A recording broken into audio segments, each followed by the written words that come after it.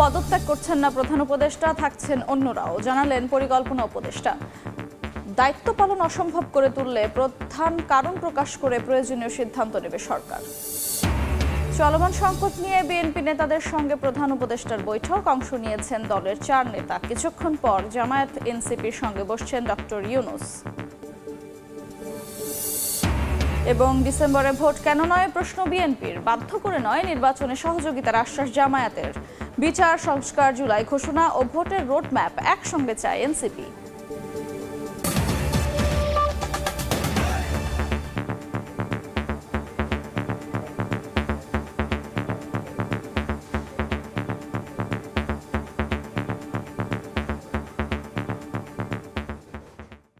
জনপদের সময় সঙ্গে আছি আমি আফরোজা মৌটুসী।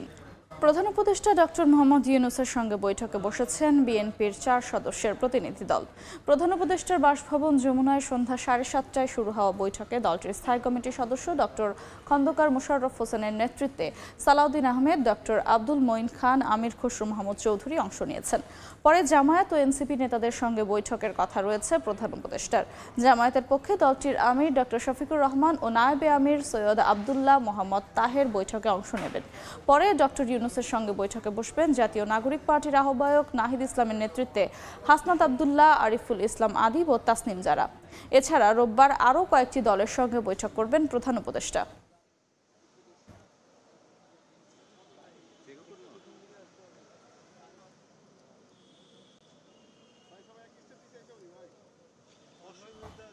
এই মুহূর্তে যমুনার সামনে আছেন রিপোর্টার নাজমুস সালেহী, সরাসরি যাচ্ছি তার কাছে। সন্ধ্যা 7:35 বিএনপির সঙ্গে প্রধান উপদেষ্টার যে সংলাপ সেটি আসলে শুরু হয়েছে। তার আগে বিএনপির 4 সদস্যের প্রতিনিধি দল যমুনায় প্রবেশ করে ডক্টর খন্দকার মোশাররফ হোসেনের নেতৃত্বে। বাকি সদস্যরা হলেন আমির খসরু মাহমুদ চৌধুরী, আব্দুল মঈন খান ও অন্যজন, সব বিএনপির সালাউদ্দিন আহমেদ, সব মিলিয়ে বিএনপি যে 4 জন তারা ইতিমধ্যেই প্রবেশ করেছেন এবং সেই বৈঠক কিন্তু শুরু হয়েছে। তবে ভিতরে কি নিয়ে আলোচনা হচ্ছে সেটি আসলে এখান থেকে যেটা আমরা বুঝতে পারছি সেটা হচ্ছে গত কয়েক দিনের যে রাজনৈতিক টানাপোড়েন, বিভিন্ন সূত্র জানাচ্ছে এই টানাপোড়েন যে সামনে জাতীয় নির্বাচন, সেই নির্বাচনাবধি যাতে প্রধান উপদেষ্টা ডক্টর মোহাম্মদ ইউনূস তার অন্তর্বর্তী সরকার যাতে নির্বিঘ্নে দায়িত্ব পালন করতে পারে, যাতে তিনি কোনো ধরনের রাজনৈতিক এবং অন্যান্যভাবে আইন শৃঙ্খলার যেই অবনতি হয়েছে বিভিন্ন জায়গায় বিভিন্ন ধরনের যে অভিযোগ, সেই অভিযোগ যাতে আর না হয় সেই জন্য তিনি রাজনৈতিক দলগুলোর সহযোগিতা চাইবেন এবং সেই বিষয়গুলো নিয়ে আসলে আলোচনা হচ্ছে। তবে বিএনপির পক্ষ থেকে যেটা জানছি আমরা সেটি হচ্ছে বিএনপির পক্ষ থেকে বলা হবে যে তারা নির্বাচনের একটি আসলে নির্দিষ্ট রোড ম্যাপ চান। তারা বিএনপির পক্ষ থেকে যে ডিসেম্বরে জাতীয় সংসদ নির্বাচন আয়োজনের যে দাবি সে বিষয়ে তারা আবার দাবি তাদের পক্ষ থেকে আজকেও দাবি উপস্থাপন করবেন এবং তাদের মধ্যে আসলে সেই বৈঠকটি শুরু হয়েছে। সেই বৈঠকটি খুব বেশি সময় ধরে চলবে না, তার কারণ হচ্ছে এরপরে সেখানে জামাত ইসলামের 2 সদস্য প্রতিনিধি দল তারা প্রবেশ করার কথা রয়েছে। জামাতের সঙ্গে বৈঠক আছে এবং জামাতের সাথে বৈঠকের পর সেখানে আমরা দেখতে পাচ্ছি যে জামাত ইসলামের আমির ডাক্তার শফিকুর রহমানের নেতৃত্বে তাদের যে 2 সদস্যের প্রতিনিধি দল তারা ইতিমধ্যেই যমুনায় এসে উপস্থিত হয়েছে। তারা উপস্থিত হয়েছে যেই গাড়িটি এখন যমুনার সামনে, সেইখানে হচ্ছে যে জামাতের আমির ডাক্তার শফিকুর রহমান তাকে হচ্ছে যে অন্তত আমি দেখতে পেয়েছি, এটা বলতে পারি। জামাতের প্রতিনিধি দলেরাও কিন্তু এখনই প্রবেশ করছেন। জামাত ইসলামের প্রতিনিধি দলটি প্রবেশ করার পর তাদের সঙ্গে যে বৈঠক সেটি শেষ হওয়ার পরে সেখানে এনসিপির প্রতিনিধি দল সেখানে প্রবেশ করার কথা রয়েছে। আমরা দেখতে পাচ্ছি তাহলে ইতিমধ্যেই কিন্তু জামাতের যে প্রতিনিধি দল তারাও কিন্তু ইতিমধ্যেই ভেতরে প্রবেশ করছেন। গাড়িটি এখনই ভিতরে চলে গেল। এর মধ্য দিয়ে আসলে গত কয়েকদিন ধরে রাজনৈতিক অঙ্গনে যে ধোঁয়াশা চলছিল, রাজনৈতিক অঙ্গনে যে অস্থিরতা তৈরি হয়েছিল, প্রধান উপদেষ্টা আসলে সাক্ষাতের জন্য বিএনপি এবং রাজনৈতিক দলগুলো যেভাবে আসলে সময় চাচ্ছিলেন সেটি আসলে আজকে সেই জায়গাটি তাদের জন্য পূরণ হচ্ছে। অর্থাৎ প্রধান উপদেষ্টার সঙ্গে রাজনৈতিক দলগুলো বসে তারা পরবর্তীতে আসলে কি হচ্ছে, প্রধান উপদেষ্টা কি ভাবছেন, দেশ আসলে কিভাবে চলছে সেই বিষয়গুলো তারা জানতে চান এবং তারা পরিকল্পনাগুলো বুঝতে চান। তাদেরকে সঙ্গে নিয়েই যাতে বাকি কাজগুলো করা হয় সেটার দূরত্ব আসলে কিছুটা কমবে। এই সংলাপের মধ্য দিয়ে রাজনৈতিক দলগুলোর সঙ্গে অন্তর্বর্তী সরকারের সম্পর্ক আরও কিছুটা ভালো হবে, এটাই আসলে মনে করছেন রাজনৈতিক বিশ্লেষকরা। এই ছিল আমার কাছে রাষ্ট্রীয় অতিথি ভবন যমুনার সামনে থেকে সর্বশেষ। সরাসরি যুক্ত ছিলাম প্রধান উপদেষ্টার বাসভবন যমুনার সামনে থেকে। পদত্যাগ করছেন না প্রধান উপদেষ্টা ডক্টর মোহাম্মদ ইউনূস, থাকছেন অন্য উপদেষ্টারাও। উপদেষ্টা পরিষদের রুদ্ধদ্বার বৈঠক শেষে কথা জানিয়েছেন পরিকল্পনা উপদেষ্টা। এদিকে এক বিবৃতিতে উপদেষ্টা পরিষদ জানিয়েছে, পরাজিত শক্তির ইন্ধন ও বিদেশি ষড়যন্ত্রে দায়িত্ব পালন অসম্ভব করে তুললে সব কারণ তুলে ধরে পরবর্তী সিদ্ধান্ত নেবে সরকার।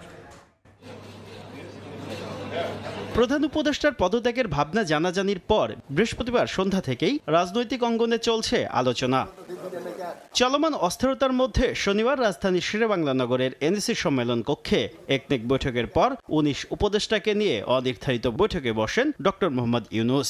বৈঠক নিয়ে উপদেষ্টা পরিষদ বিকেলে এক বিবৃতিতে জানায়, দেশকে স্থিতিশীল রাখতে নির্বাচন, বিচার ও সংস্কার কাজ এগিয়ে নিতে এবং চিরতরে এদেশে স্বৈরাচারের আগমন প্রতিহত করতে বৃহত্তর ঐক্য প্রয়োজন। এ বিষয়ে অন্তর্বর্তী সরকার রাজনৈতিক দলগুলোর বক্তব্য শুনবে এবং সরকারের অবস্থান স্পষ্ট করবে। পরাজিত শক্তির ইন্ধনে এবং বিদেশি ষড়যন্ত্রের অংশ হিসেবে সরকারের ওপর আরোপিত দায়িত্ব পালনকে অসম্ভব করে তোলা হয়। তবে সরকার সব কারণ জনসমক্ষে উত্থাপন করে পরবর্তী সিদ্ধান্ত নেবে বলেও উল্লেখ করা হয়। এর আগে দুপুরে উপদেষ্টা পরিষদের এই বৈঠক শেষে পরিকল্পনা উপদেষ্টা জানান, পদত্যাগ করছেন না প্রধান উপদেষ্টা, অন্য উপদেষ্টারাও নিজেদের দায়িত্ব পালন করে যাবেন। চলে যাবেন বলেননি, তিনি বলছেন যে আমাদের যে কাজ করছি, আমাদের সামনে যে দায়িত্ব দেওয়া হয়েছে সেই দায়িত্ব পালনে অনেক প্রতিবন্ধকতা সৃষ্টি হয়েছে, কিন্তু আমরা সকল প্রতিবন্ধকতা কাটিয়েই আমাদের অর্পিত দায়িত্ব, এটা তো একটা বড় দায়িত্ব, এর উপর নির্ভর করবে দেশের ভবিষ্যৎ, বহু বছরের ভবিষ্যৎ। এই দায়িত্ব ছেড়ে তো আমরা যেতে পারবো না। অন্তর্বর্তী সরকারের স্বকীয়তা, সংস্কার উদ্যোগ, বিচার প্রক্রিয়া, সুষ্ঠু নির্বাচন ও স্বাভাবিক কার্যক্রমকে বাধাগ্রস্ত করে এমন কর্মকাণ্ড অর্পিত দায়িত্ব পালন করাকে অসম্ভব করে তুললে সরকার জনগণকে সঙ্গে নিয়ে প্রয়োজনীয় সিদ্ধান্ত গ্রহণ করবে বলেও বিবৃতিতে উল্লেখ করা হয়। শুভ খান, সময় সংবাদ, ঢাকা। জুনের মধ্যে সব প্রস্তুতি শেষ হলে ডিসেম্বরে নির্বাচন দিতে বাধা কোথায়? সরকারের প্রতি এই প্রশ্ন রেখে বিএনপির স্থায়ী কমিটির সদস্য নজরুল ইসলাম খান অভিযোগ করে বলেন, নতুন দলগুলোর জোট গঠনের প্রক্রিয়া অসমাপ্ত থাকায় ভোট পেছানোর চেষ্টা চলছে, যা জনগণ মেনে নেবে না। বিকেলে বগুড়ায় তারুণ্যের সমাবেশে কথা বলেন তিনি। একটা অবাধ, সুষ্ঠু, নিরপেক্ষ নির্বাচনের জন্য যেসব সংস্কার জরুরি, সেই সব সংস্কার আলোচনার মাধ্যমে সম্পন্ন করে যত দ্রুত সম্ভব জনগণের অধিকার জনগণকে ফিরিয়ে দিন। নির্বাচন কমিশন বলেছে জুন মাসের মধ্যে তারা নির্বাচনের জন্য প্রস্তুত হয়ে যাবে। তাহলে জুন মাসের মধ্যে সংস্কার, নির্বাচনের প্রস্তুতি দুটোই যদি সম্পন্ন হয়, তাহলে ডিসেম্বরে নির্বাচনে তো অসুবিধা কোথায়? নির্বাচনের জন্য অন্তর্বর্তী সরকারকে বাধ্য নয়, সহযোগিতা করবে জামায়াতে ইসলামী। সকালে মগবাজারের আলফালা মিলনায়তনে দলটির মজলিসে শুরার অধিবেশনে একথা বলেন দলটির আমির ডক্টর শফিকুর রহমান। নির্বাচন ও সংস্কার নিয়ে সুনির্দিষ্ট রোডম্যাপ দেওয়ার মাধ্যমে জনগণের সংশয় দূর করতে সরকারের প্রতি আহ্বানও জানান তিনি। বিপুল পরিমাণ ত্যাগ কুরবানির মাধ্যমে এই অর্জন, সুতরাং নির্বাচন অবশ্যই হতে হবে সুষ্ঠু, নিরপেক্ষ, গ্রহণযোগ্য। অন্তর্বর্তীকালীন সরকারকে আহ্বান জানিয়েছে সর্বদলীয় বৈঠক আহ্বান করার জন্য। জাতীয় স্বার্থকে প্রাধান্য দিয়ে আমরা আশা করি সেই বৈঠকে ভালো কিছু বের হয়ে আসবে। বাংলাদেশের স্বাধীনতা আন্দোলনের মধ্য দিয়ে আমাদের এই সেনাবাহিনী গড়ে উঠেছে। কোনোভাবে, কোনো কার্যক্রমের মাধ্যমে, কারো কোনো পদক্ষেপের মাধ্যমে আমাদের এই গর্বের প্রতিষ্ঠান বিতর্কিত হোক, এটা আমরা চাই না। বিচার, সংস্কার এবং নির্বাচনী রোডম্যাপ একসঙ্গে চায় এনসিপি। দুপুরের সংবাদ সম্মেলনে একথা জানান দলটির আহ্বায়ক নাহিদ ইসলাম। জাতীয় স্বার্থে সব দলকে ঐক্যবদ্ধ থাকার আহ্বান জানিয়ে তিনি বলেন, দুই ছাত্র উপদেষ্টার সঙ্গে এনসিপির কোনো সম্পর্ক নেই। এখন আসলে সবার আগে প্রয়োজন একটা স্থিতিশীলতা, সরকারের এবং ডক্টর মোহাম্মদ ইউনূসের পক্ষের সাথে কথা বলে একটা স্থিতিশীল জায়গায় যাওয়া এবং সকল রাজনৈতিক দলের সরকারের প্রতি সেই সহযোগিতা পূর্ণ যে মনোভাব সেটা ব্যক্ত করা। আমাদের অন্তর্বর্তী সরকারের প্রতি আহ্বান, জুলাই ঘোষণাপত্রে এবং বিচার, সংস্কার এবং নির্বাচনের রোডম্যাপ একত্রে ঘোষণা করা। ঈদুল আজহার সামনে রেখে রংপুরে জমে উঠেছে কোরবানির পশু বেচাকেনা। জেলার সবচেয়ে বড় গঙ্গাছড়ার বেদগাড়ি হাটে পশু নিয়ে আসেন বিক্রেতারা, তবে দাম নিয়ে মিশ্র প্রতিক্রিয়া ক্রেতাদের।